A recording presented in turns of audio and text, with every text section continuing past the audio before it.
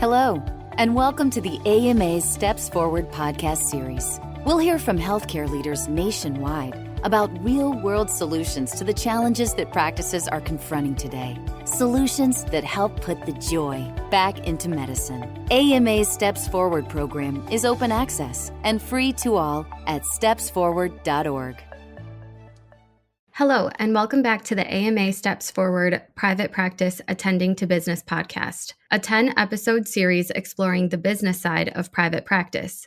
In this series, we talk about how to navigate business operations and practice efficiency solutions to create and support a thriving and sustainable medical practice business. I'm your host, Taylor Johnson, Manager of Physician Practice Development at the American Medical Association, and I'm joined by my colleague and co-host, Megan Kwiatkowski, Program Manager of Private Practice Sustainability, also at the American Medical Association. Collectively, we have 2 decades of experience in private physician practice, and we continue to support physician practices in our current work at the AMA.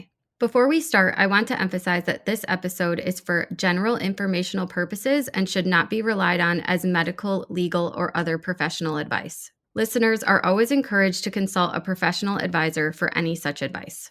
So the AMA launched qualitative research in early 2020 looking at the factors influencing high-performing private practices. Megan, can you tell us about the motivation for the team to launch that study and analyze the data? Yeah, absolutely. Thanks, Taylor. The AMA does a study, it's a biennial study that looks at where physicians are in practice, among a number of other questions. But that particular study showed in 2020 for the first time that physicians were basically past the tipping point of, a 50-50 split of employed versus independent setting. We know that close to 50% of physicians are working in that private practice setting. And it's a substantial amount of the healthcare industry that's working in an independent setting. And so a lot of patients who depend on private practice in their community access private practices in order to receive care.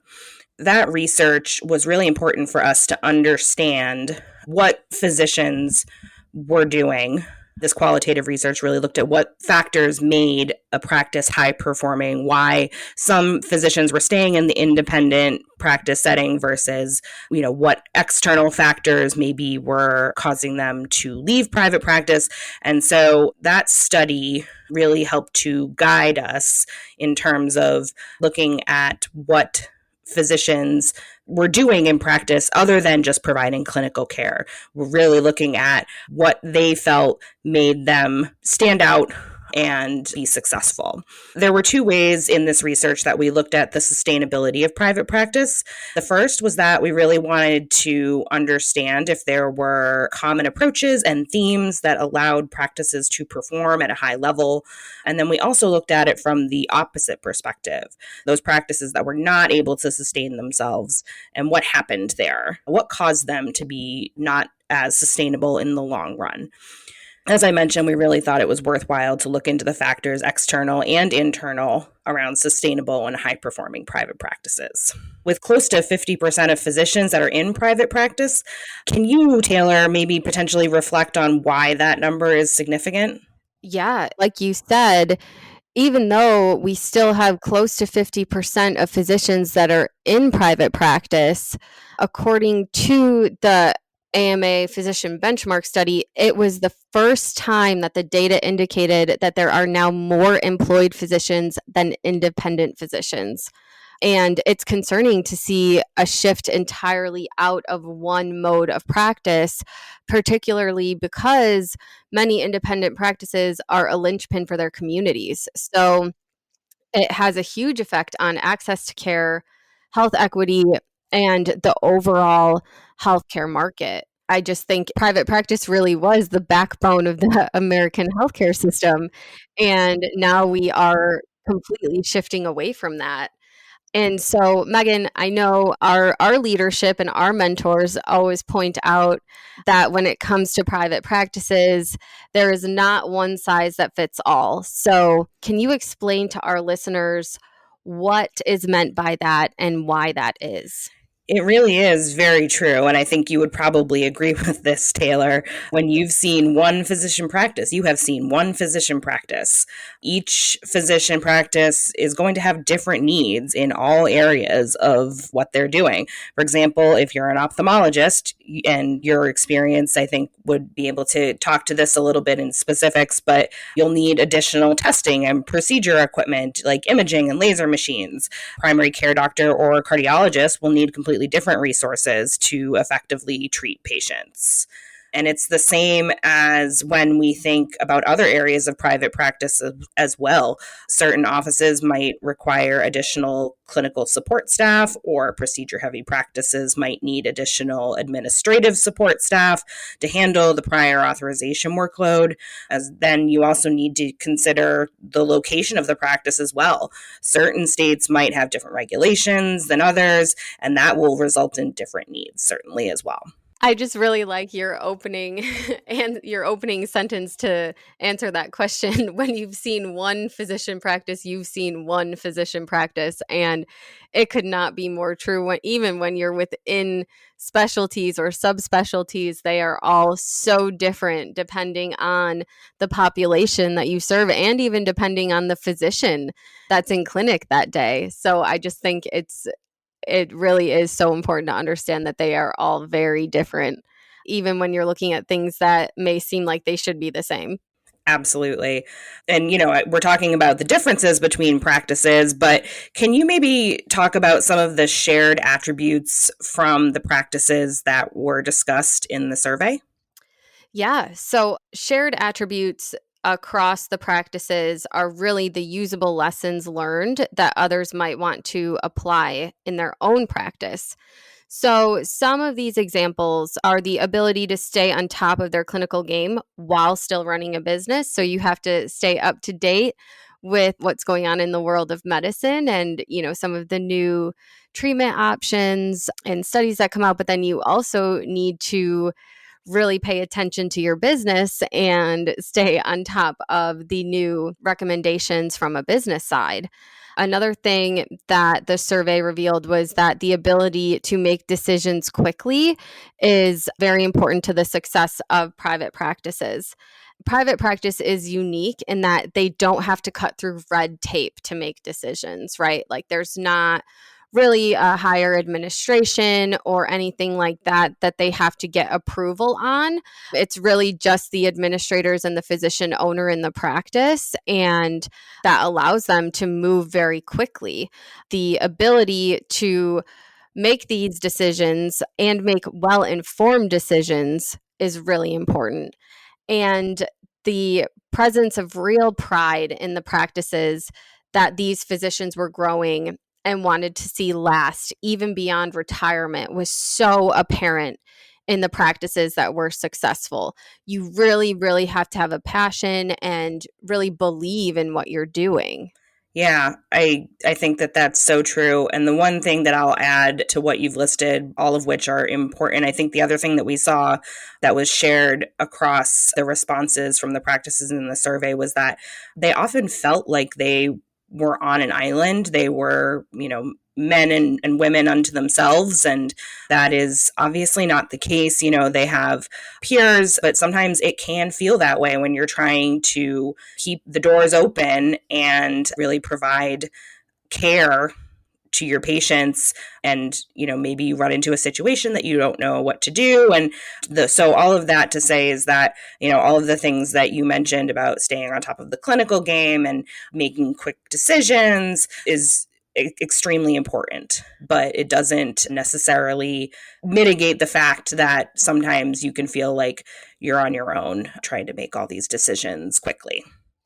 Exactly. And feeling like you're alone might seem like a downside, but some people might like that. But some of the other potential downsides, things like considering that it really might be high risk to have your own practice. Can you kind of expand on what are some of those potential downsides in today's private practice landscape and give, maybe some considerations for the physicians that want to go into private practice on these downsides and how maybe they can turn them around before they become a burden? Yeah, absolutely. And I mean, first of all, there's a risk no matter what practice setting that a physician goes into. I think no matter what you do, there's always going to be some inherent risk no matter what you choose to do.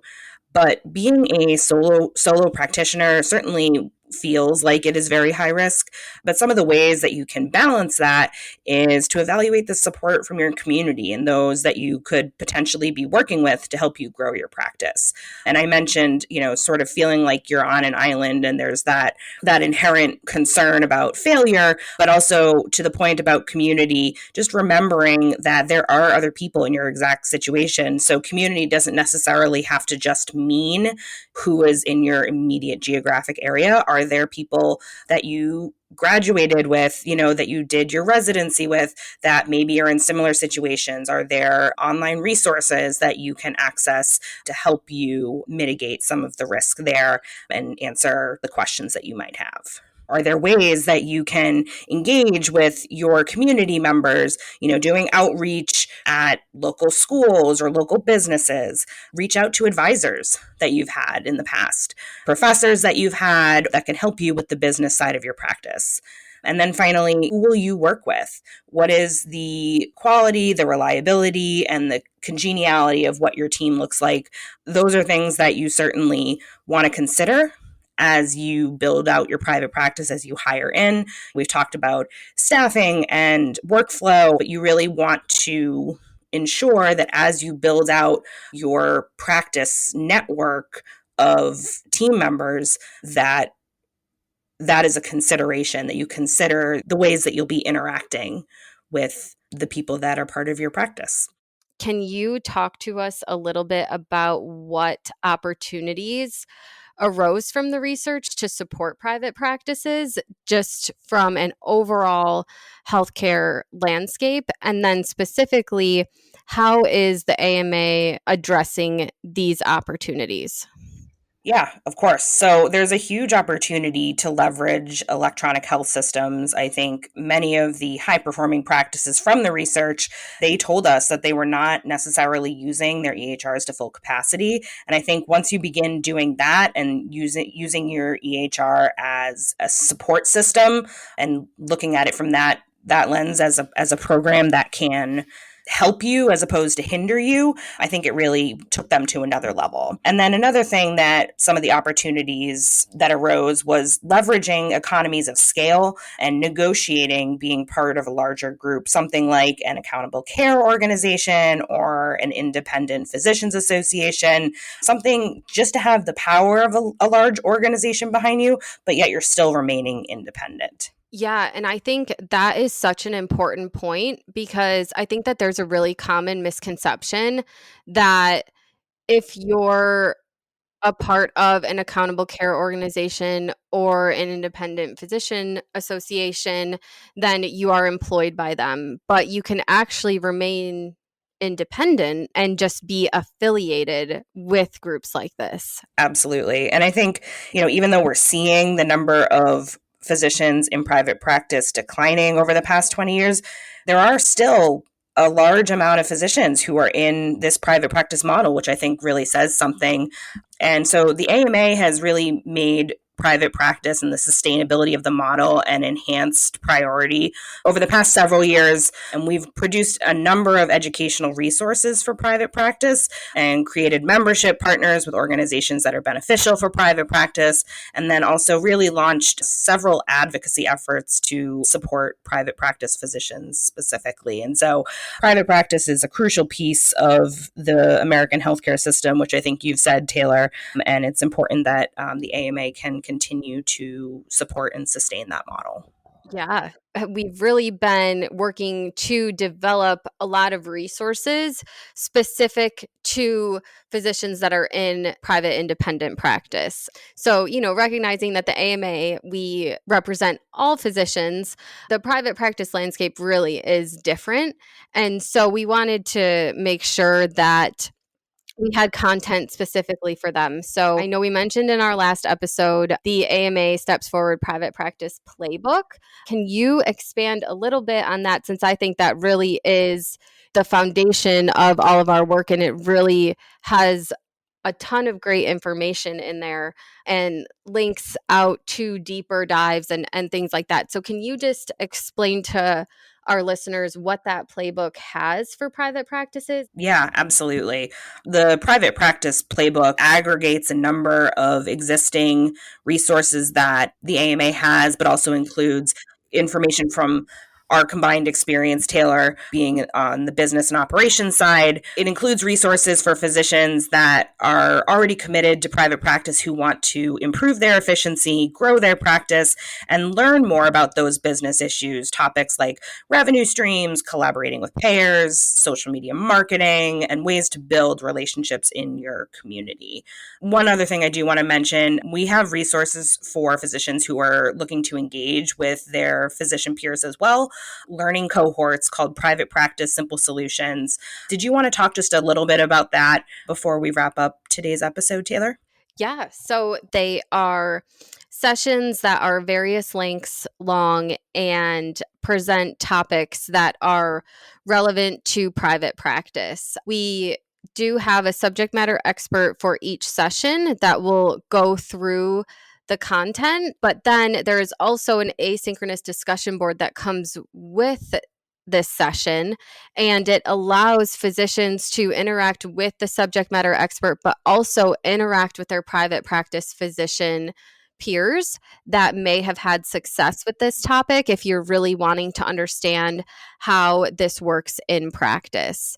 For some of the topics, the subject matter expert will actually do a second recorded video, really deep diving into some of those issues that we saw on the discussion board that physicians were having when they were trying to implement these different topic areas in real time. And so, much like the playbook, a lot of these topics center around operations and efficiency, and they are on the easier side to implement. So the idea is that the physicians will be able to see real-time results quickly with the implementation of the content that we're presenting in these simple solution sessions. Yeah, and it's a relatively new resource too. And so I think more to come from the few sessions that we've had, but so far so good. As we wrap up today's session, Taylor, is there anything else that you want to add in terms of how physicians can be successful in sustaining their private practice? I'll just add that we will put some links in the podcast description, and all of these resources that we mentioned are available on the AMA website. But thank you so much, Megan. Thank you, Taylor. This has been another great discussion. I'm excited that we have the opportunity to share these discussions with our listeners.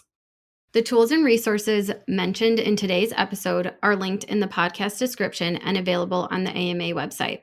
CME is also available for this episode on the AMA's Ed Hub and linked in the podcast description. I'm Taylor Johnson, and this has been Private Practice Attending to Business. Thank you for listening. Thank you for listening to this episode from the AMA's Steps Forward podcast series. AMA's Steps Forward program is open access and free to all at stepsforward.org.